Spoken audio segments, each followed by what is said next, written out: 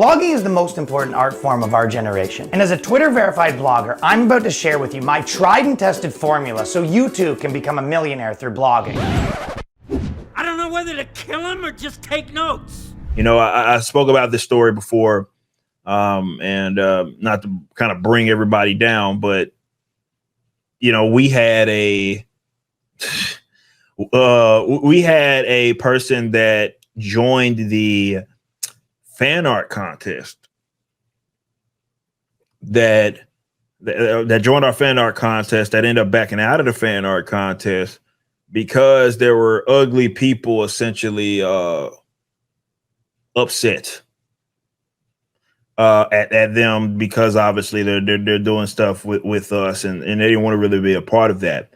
So this is I bring it up to just say that you're going to have to encounter that type of gay shit where it's people are going to be mad that you exist, especially if they have been benefiting from the status quo. They're going to be angry. Tune them out, keep going, be great, see success, because the shit can't last forever. And I think we're seeing that. So they can sit up here and scream like, hey, I've been part of the establishment. I've been around for so-and-so. I've been doing articles for these companies that some of which are closed down. My bylines all say Vice and Kotaku and Geo Media shit that's probably not going to be around next week. Who cares? Are you gonna cry if when Kotaku goes out of business? No one's gonna care. No one's gonna care. Who cares? It doesn't. They don't bring anything to the industry. There's no value, and I'm not just talking fiscal value. There's no value in that. They got mad when they were told to do game reviews. Yeah, to actually do guides, which will require you to know the game that you're playing, which will require you to play the fucking game. Which is potential evergreen content because it's a guide. And they need evergreen content, but they're not. They're getting reactionary activist shit. And they're just churning out the same old hate bait because that's the only way that they feel they can get people to click onto their site. Did you see that? I forget who did it. It's old. I think it was with Vice. It was a meme basically or a skit. And he basically, it's like, hey, this is how day in the life of a Vice writer. Pretty sure it was Vice. It might have been one of the other Vox or whatever the fuck. And he like quite literally grabs a dildo and was throwing the shit at the wall, right, to try to figure out what the article was going to be. So he threw it and it would say like poor country Venezuela, and he threw it again and then it said it landed on transgender, and then it said, and then he threw it again and it landed on a subject, and that was the title. Was that Ryan Long? I don't think it was Ryan. I don't think it was him. Okay. He might have did something similar, but it wasn't Ryan Long. And basically the article came out and the article was like, meet the Venezuelan transgendered whatever. I'm sure I've seen this. Yeah, I'm sure I've seen this. Yeah. There it is. This is what we were talking about. It's a fucking hilarious fuck. Look at the soy. You see the soy?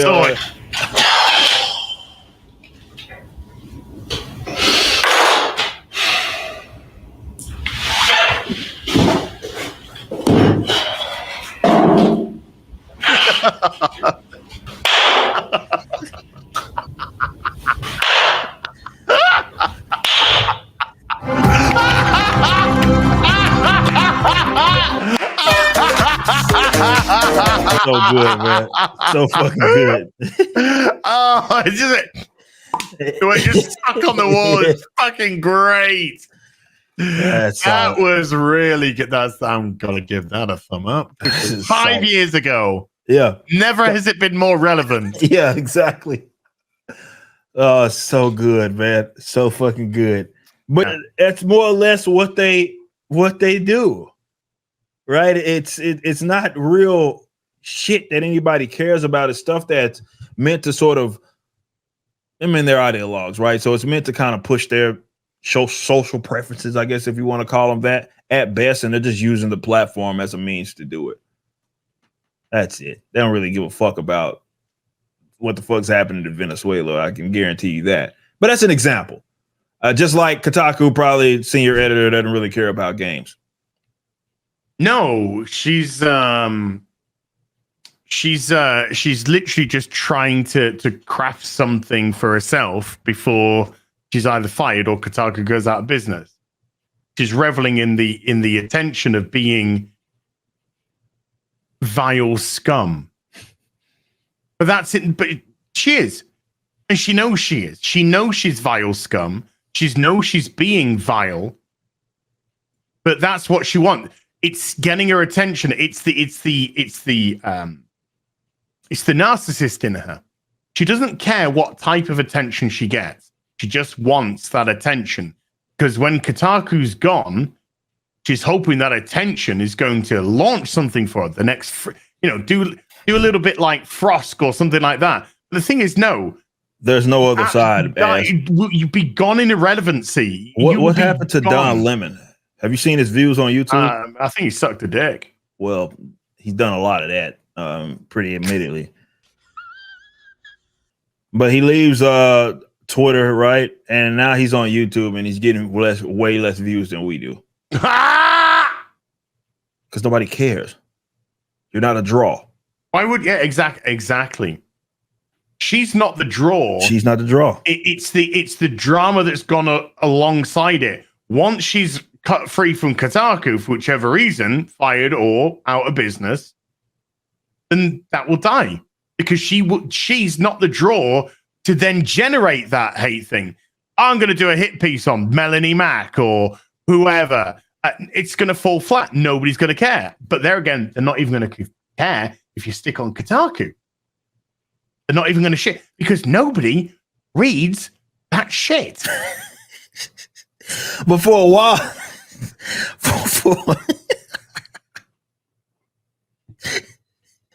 nobody does read that shit.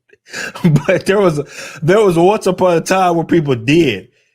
Just like there was once upon a time that people actually were actively reading a lot of the books that were coming out as well. I was one of them, right? There was once upon a time that was the case. But that's the reality that a lot of these guys are facing is that, well, that once upon a time is a once upon a time. And I would buy Edge. I would buy Games TM. I would buy official PlayStation magazine. I would probably buy Game Pros. And another PlayStation-esque magazine. I would probably get about 4 gaming magazines a month during the early 2000s. Yeah. Now, I haven't even bought a games magazine in fucking 10 years or so. And it's not just because of the access of the internet, because it was actually nice to get a games magazine and read it and, see what the articles were and kind of go through all that. That was actually quite cool. There's something, as we all know from being a lover of comics, there's something about the physical that the digital can just never reproduce. Yeah, that's why the comic book industry is been reluctant, and it should have been reluctant because the data's showing that it's just not a digital industry. Not like that. People will go not of buyers. That's trick. That's trick. As I was talking about earlier. Just being good or having something that's appealing is not good enough. Is it appealing enough for them to reach in their pockets and buy some shit? Oof. And a lot of this stuff isn't. And they're going to be mad at the people that look. If you're independent, they're going to be especially mad at you. Much like they kind of got mad at some of these independents that are the Power Worlds of the world. They're going to be mad at you because you are proving what they said could not happen or should not happen. You're a competitive person, not going through what they deem as the proper channels to go see success. But yeah, like these guys are going to stop being around. They're going to get cut off by their sugar daddies because sugar daddies like, this is not fucking worth it. I'm not seeing a return on this. And we're going to see what the fuck happens. Thanks for watching. Right now, the Rippaverse is in the middle of our latest campaign, Yaira #1, which was written by the Saskas. Head over to Rippaverse.com, pre-order, and check out our first live-action trailer and the latest Rippaverse Studios production, Y'all Be Easy.